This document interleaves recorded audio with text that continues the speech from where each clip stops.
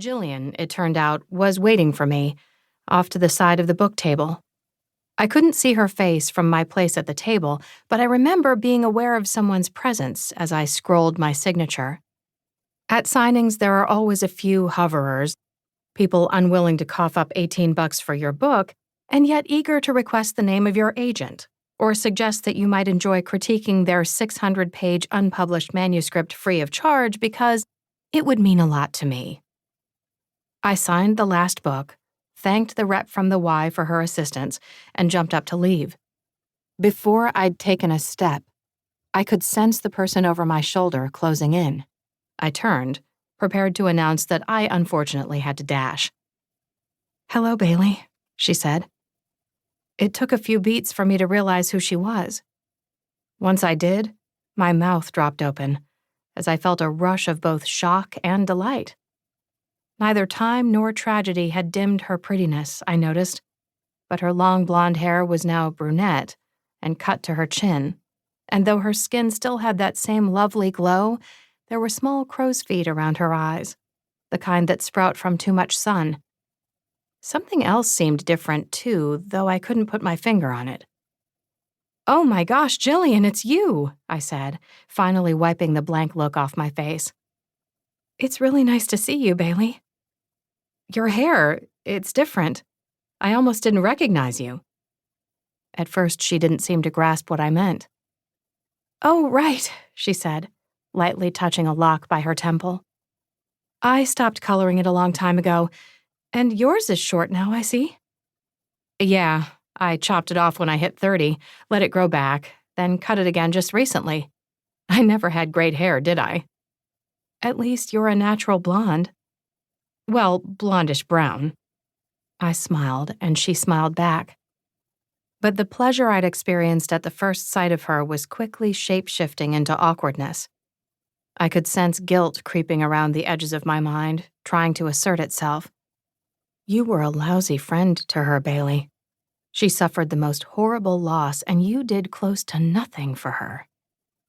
Jillian, however, seemed genuinely pleased to see me.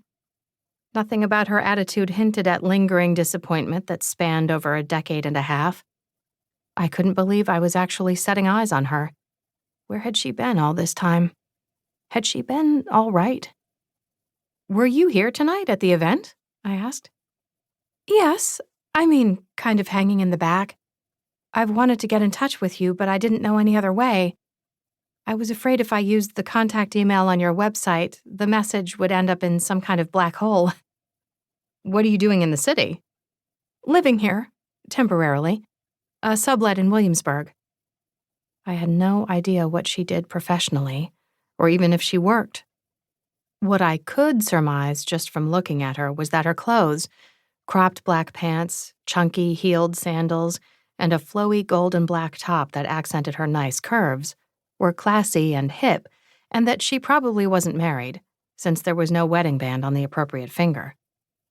"It'd be great to get together while you're here," I told her, though the idea, even while she stood right in front of me, was difficult to imagine after so many years.